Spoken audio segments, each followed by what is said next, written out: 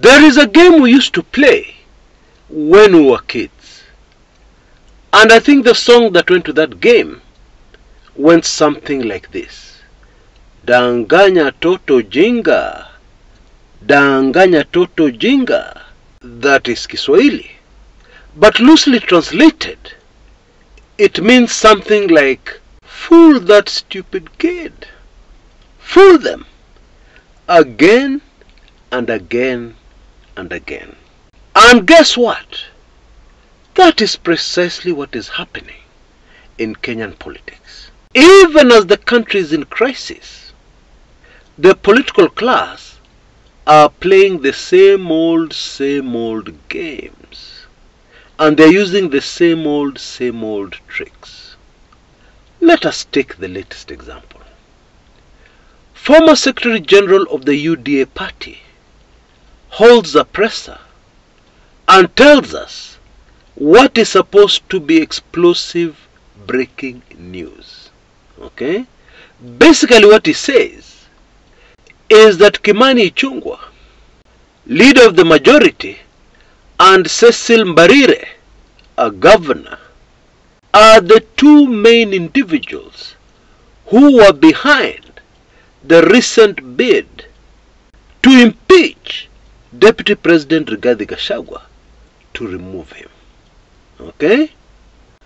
And full-grown men sit around and start to deeply analyze this development in Kenyan politics.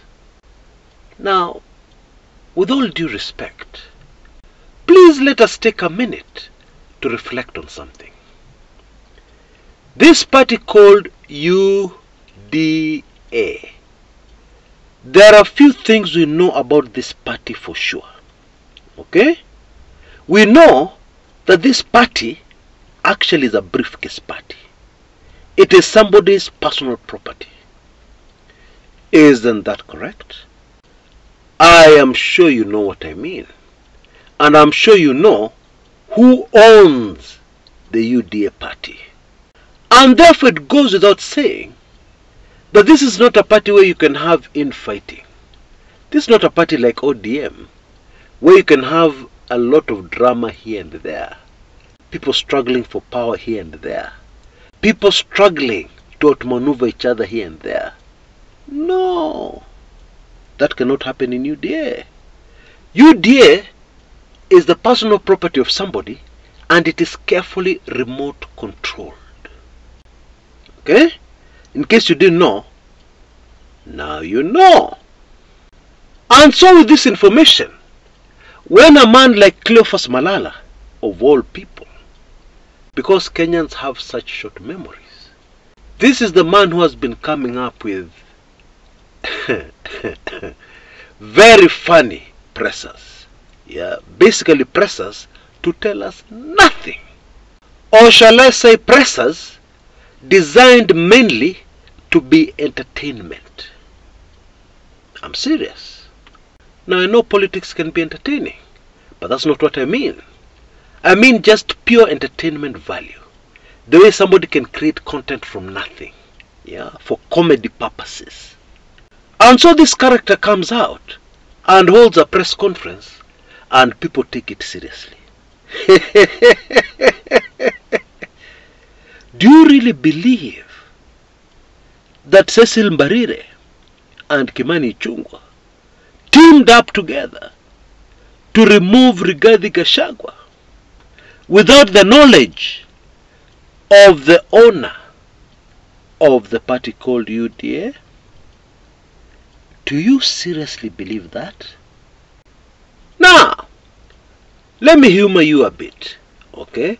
Let us assume that this was a serious press conference by a serious man, and that actually somebody or some people were looking to remove Rigathi Gachagua via impeachment so that they can take over. Yeah? That doesn't even make sense. Because in this instance, there'll be no election. What should happen is that the appointing authority will come up with a new name. Anyway, forget even that. So let us assume this thing was real.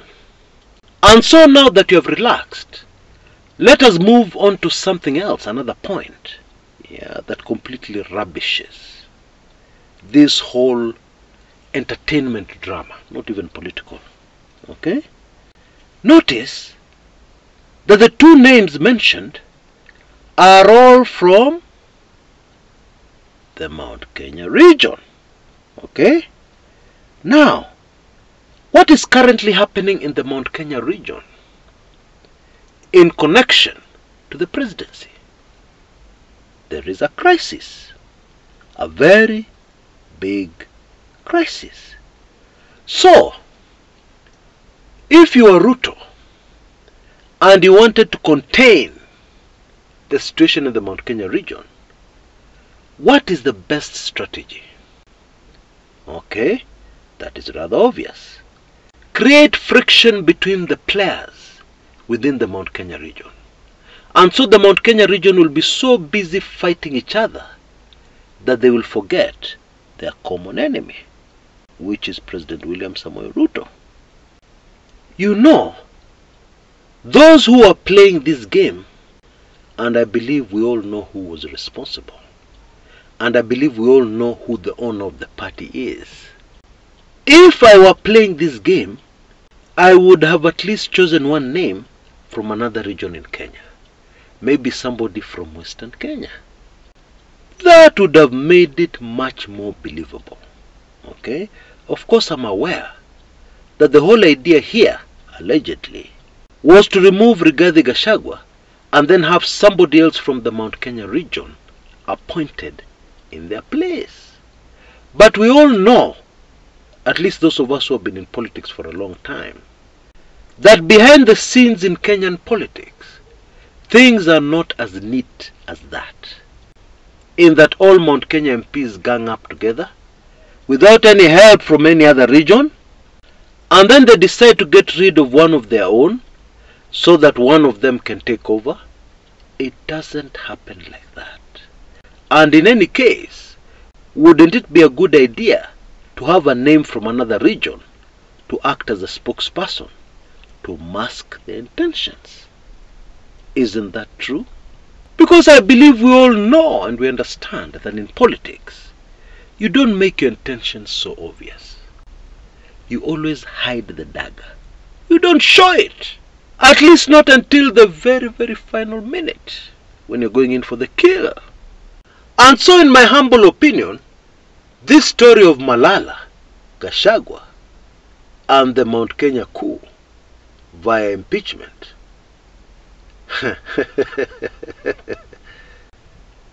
ignore it.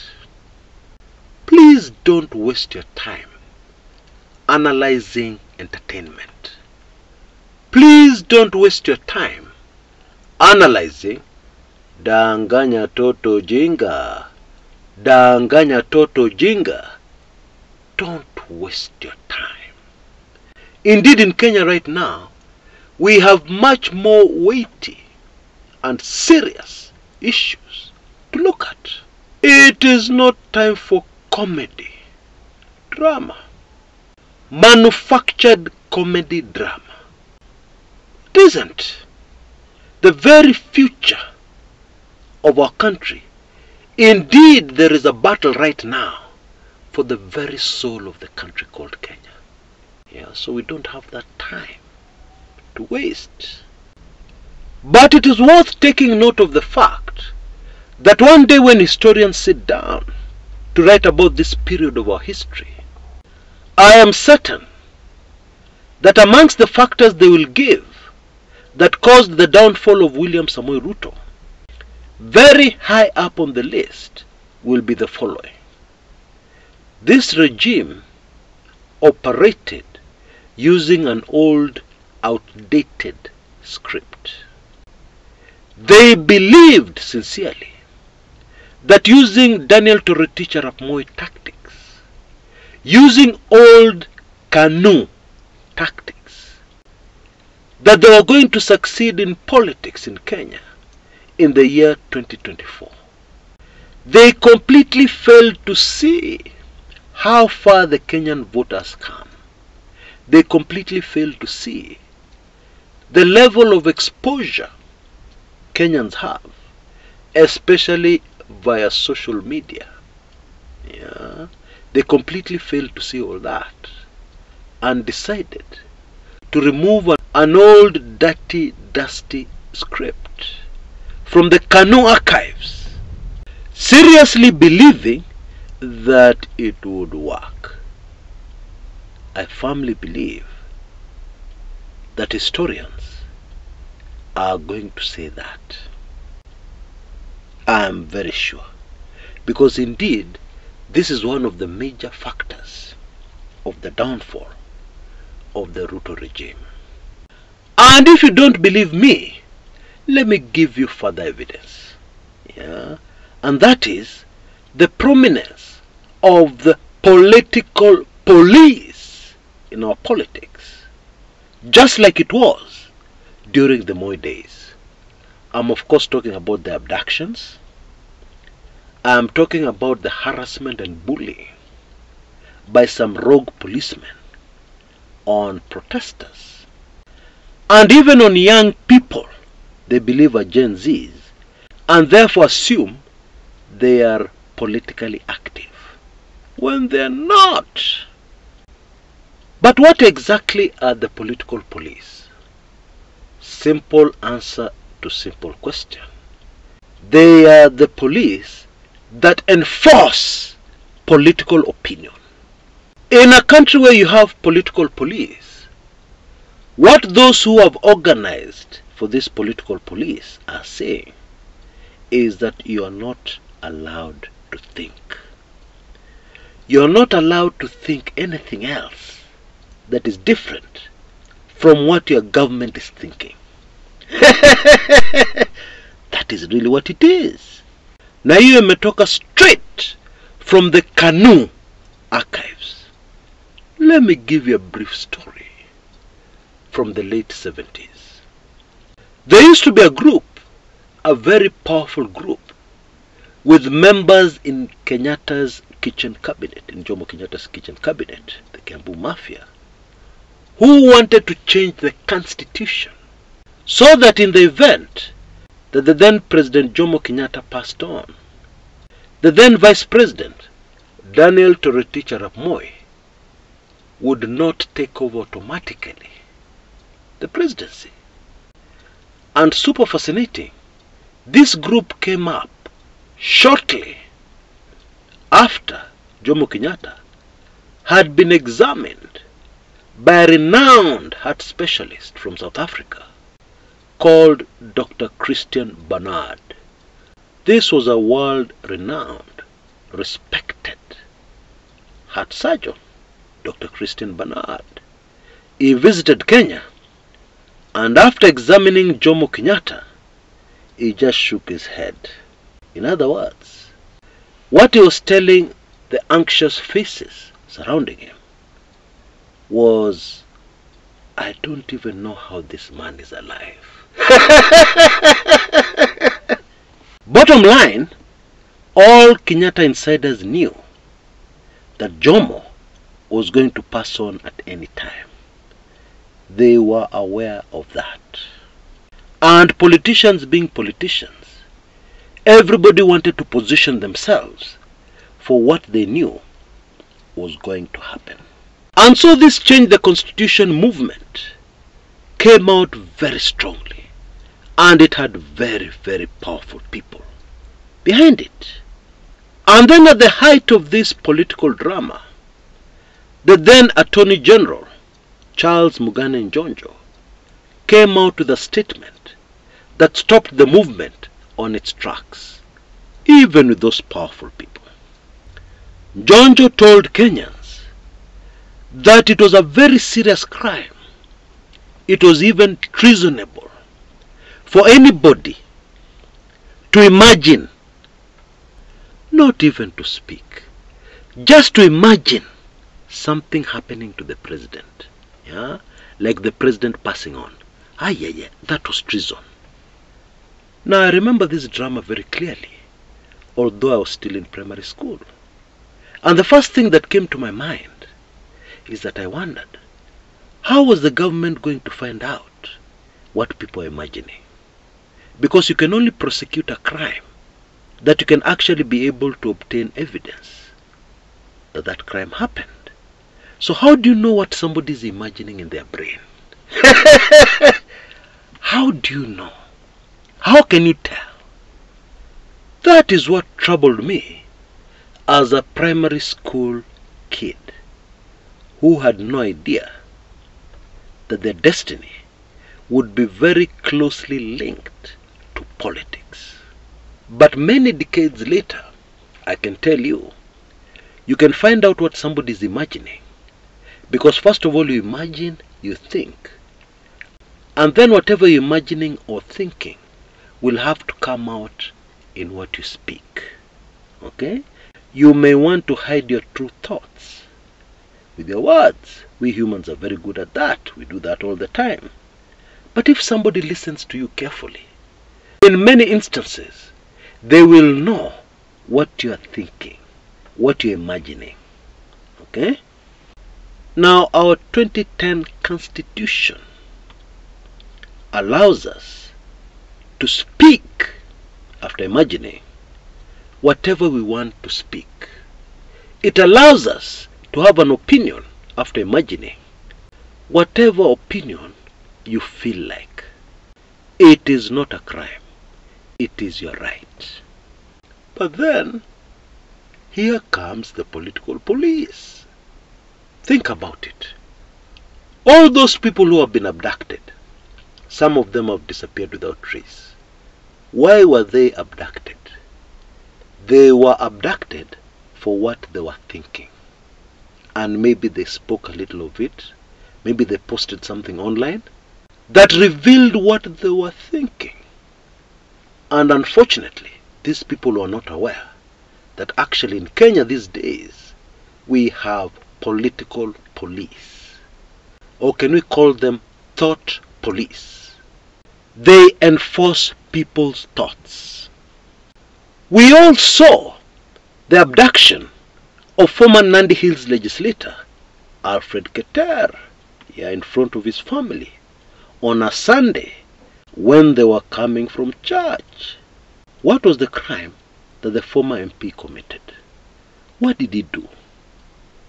Well, he had several meetings where he spoke out against the government of William Samoei Ruto. And the political police were on to him. How dare you think of an alternative to the Ruto presidency? How dare you? And to make it worse, you're from Bonde la Ufa, the Rift Valley. How dare you think different? Folks, believe it or not, that is exactly the work of the political police we have in Kenya today, whose main activity, which has been of great concern to Kenyans and international human rights organizations, is the abduction of individuals who are never presented in court. Yeah? Abduction, not even arrest. Abduction. Hiyo ni kazi ya political police. And this used to happen in the Moi days. And now, in 2024, it is happening, despite our new constitution. And that is why I couldn't stand listening the other day to President Ruto saying that he believes in a free democratic society. Kweli. And that our constitution allows citizens, Kenyans, to express themselves freely. Kweli. Really? Then why do we have rogue thugs posing as police officers, abducting people? Why do we have a political police? Because these political police are not bothering the people who seem to have the same thinking as your government, President Ruto. They don't. They only bother with those people who have a contrary view. Why do we have the thought police? People who want to police and enforce our thinking. Why? If it is indeed true that you believe in the 2010 Constitution, free expression, why does such a unit exist? Why? Many of us will also remember the very dramatic abduction of veteran journalist Macharia Gaido. Yeah. And the thought police, the political police, actually told us they were not looking for Macharia Gaido. They in fact wanted the other Gaido, who is very active on social media, on X to be precise, on X, previously Twitter, with very controversial views. I don't even agree with some of his views, Bona Francis Gaido. However, it is his constitutional right to say what he feels, what he thinks, what he imagines. But the political police were looking for him. And finally, they got to him. And so, in other words, most of the people who follow this channel, most of the people taking in this video are actually committing a crime according to the political police, not according to a constitution which is supposed to be supreme. No! According to the political police. Because you're not allowed to think. You're not allowed to even imagine something different from what Ruto wants. You're not. Think about it.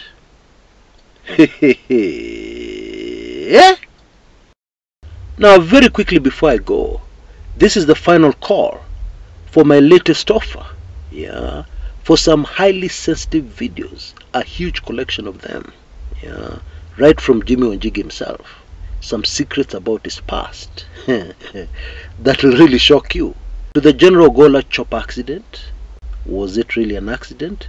To the George Saitoti chop accident, was it really an accident?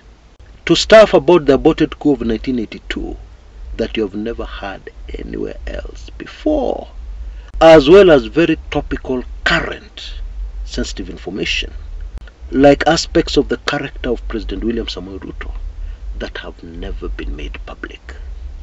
Indeed, I would not be exaggerating if I tell you this is the hottest collection of sensitive information in one place that I have ever put together in my almost 20 years with the Kumekucha brand. Oh yes, and that's not an exaggeration.